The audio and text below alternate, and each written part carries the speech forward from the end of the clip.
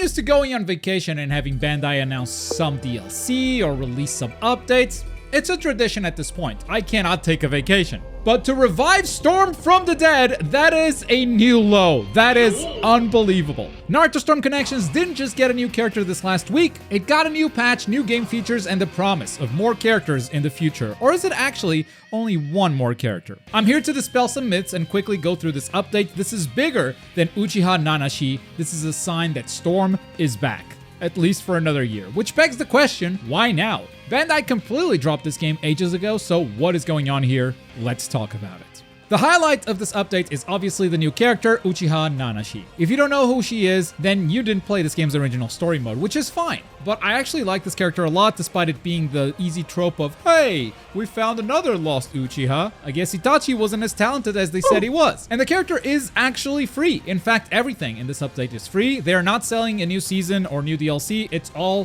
free stuff. And even though the character is free, she does not feel cheaply made. The quality of this character is as good as the paid DLC that this game got before. Now, sure, the model and maybe some of the moves were already in the base game because she was in the story mode and had the moveset for the boss fight, but that doesn't mean that you just flip a button and make her playable. Case in point, her ultimate jutsu. Brand new, gorgeous animation, 0 recycled frames from her boss fight, which had some really good cutscenes as well. I expected a lot of fireball moves in her moveset, and that is exactly what she brings. I did not expect a full screen grab, but I guess it's good that someone else gets something like Tobidama. He was feeling a bit lonely in this big roster. But I think CC2 saved the best for her awakening. She has 2 awakening actions. One of them slows down the opponent, the same as Kurenai, so not super unique here. But the other one uses her ability, Yachinoko, to apply a debuff on the opponent. And while they have this debuff, you can cast jutsu using the opponent's chakra. It's very situational since it's only an awakening, but man is it a cool ability. I also love that this character comes with 3 different skins with 4 colors each. None of the paid DLC characters came out with this many options. In fact, I think only Borushiki came out with a second skin. Everyone else was just colors. So yeah, 0 notes. Incredible DLC. But like I said, this update is bigger than a single character. It came with a minor balance patch and a lot of new content that shows a lot of promise. The patch basically buffed your guard, so it's harder to break it with attacks and jutsu specifically. If you usually break guards with chakra dashes, it should be mostly unchanged because they buffed the guard damage those do. So really they were only targeting guard breaks with attacks and jutsu. And as far as specific characters go, all the puppets have less options if you dash their block, but they buffed their throw damage. So bit of a nerf, bit of a buff. Also, Sage Mode Kabuto has a bigger cooldown on his assists. I don't know what he did, but damn, that is targeted. And then if you look at the rest of the updates, it really sends a message that they're trying to keep this game active. It's basically a bunch of online events to keep you returning to the game and make it feel like it's alive. By the way, I am so happy I did a State of Naruto Storm Connections earlier because I got to show that this game is still very healthy if you're just trying to play online matches.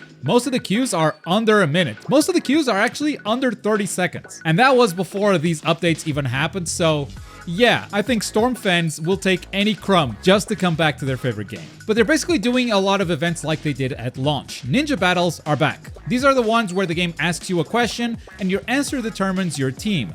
Then you battle in ranked matches or target matches, scoring points for that same team. That's not new, but they stopped doing these a long time ago, and it seems like they're gonna return for a while now. They do bring a new feature, which is wanted players. Once in a while, you may find a wanted player. I don't know how you become a wanted player or what those are, because the first ninja battle post this update is still happening in 2 days from now. So right now, can't tell you much about these wanted players at all. Another thing they added was new colors for a few characters. Color 5.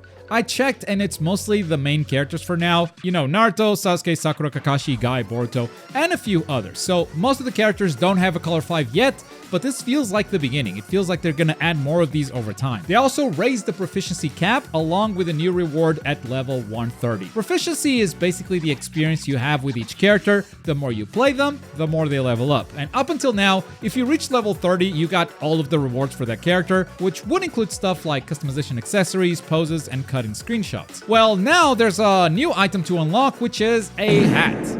Yep, it's a hat. All the characters I checked have the same hat at level 130.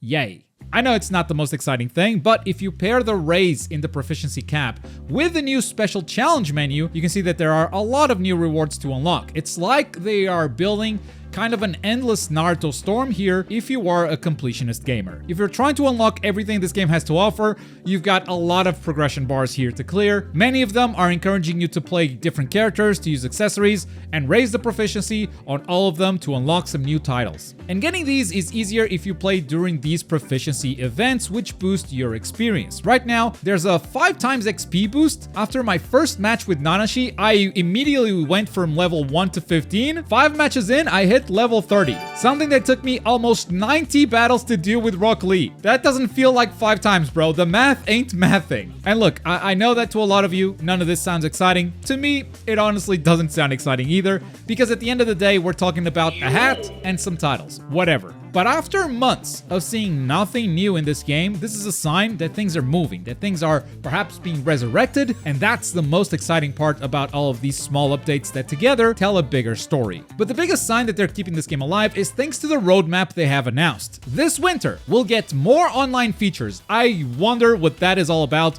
Very curious as to what that is. Right now, I can't even imagine what they're gonna add. I have zero ideas. If you guys have any clue or any guesses, make sure to leave them in the comments. And then next spring, we're getting a new character, which has been teased with a picture of the moon. This seems very obvious. It's Toneri, who's also in the game's story mode, so once again, they get to reuse the model they've already built, though this time he's not even a boss fight, so they do have to build the entire moveset from scratch. Now, initially, it looked like we were gonna get multiple characters because Bandai Brazil may have screwed up and published this image instead. This says in Portuguese, more playable characters soon. Characters, as in plural. But when the English post came, it seems that it's only one. Everyone deduced that the characters would be Mertz and Toneri, because if you're adding Nanashi, it makes sense you'd add Mertz as well, the other original character to this game's story. But I think this was a translation issue with Brazil, and Mertz is actually not coming to the game. It's just going to be Toneri next. I wanted to clear that up because I did see a lot of reporting on multiple characters coming in the future,